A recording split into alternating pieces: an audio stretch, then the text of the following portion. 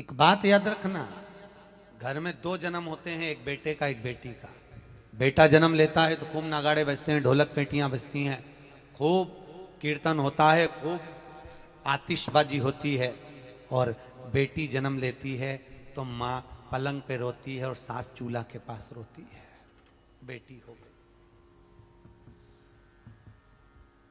बेटी हो गई, सास चूल्हा के पास, माँ पलंग पर और सास चूल्हे के पास। बेटी का जन्म हो गया,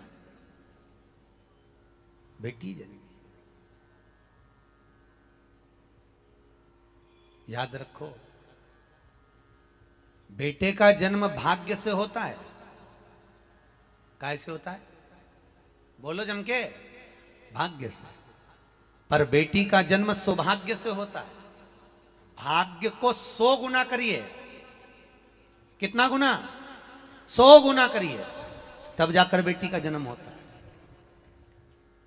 साधारण नहीं है बेटियां। एक मित्र निकल कर जा रहा था, उसने दूसरे मित्र से पूछा, क्यों रे बहुत दिन बाद दिख रहा है, क्या बात है, कहाँ रह रहा है? मैं पूना में रह रहा हूं। और तू यहाँ अमरावती में? हाँ मैं अमरावती में। बच्चे कितने हैं? मेरी 2 लड़की है, एक ये। दोनों का हाथ पकड़ा था। तेरे? मेरे तो 2 लड़के हैं, भगवान की कृपा है, मेरे यहाँ लड़की नहीं हुई। पूना वाला बोला, मेरा भगवान की कृपा, मेरे यहाँ अच्छा हुआ लड़की नहीं हुई। तो उसने पूछा लड़की नहीं हुई इससे मतलब क्या? अरे अच्छा हुआ लड़की नहीं हुई, लड़की हो जाती माँ बाप ध्यान रखना पड़े, कॉलेज जाए, स्कूल जाए, छोड़ने जाओ, यहाँ जाओ, वहां जाओ। लड़का हो गया, कहीं पे भी जाए, अपने क्या करना। अच्छा हुआ मेरे यहाँ लड़की नहीं हुई। लड़की का जो पिता था उसकी आंख में आंसू भर गए। मेरी 2 बेटियां हैं।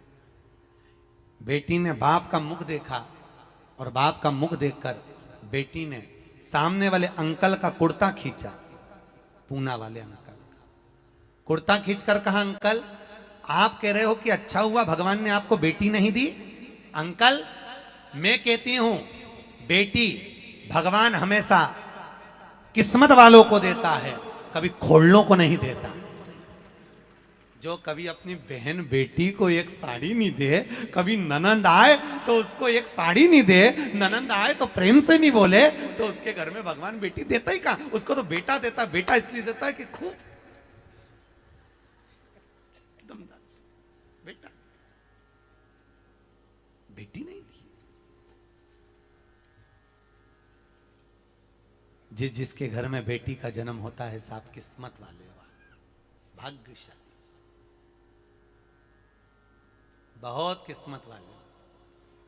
और दुखी मत होना कि मेरे घर में बेटी हो गई तो इसको विवाह के समय पर धन कहां से लाऊंगा, लक्ष्मी कहां से लाऊंगा। दुखी मत होना।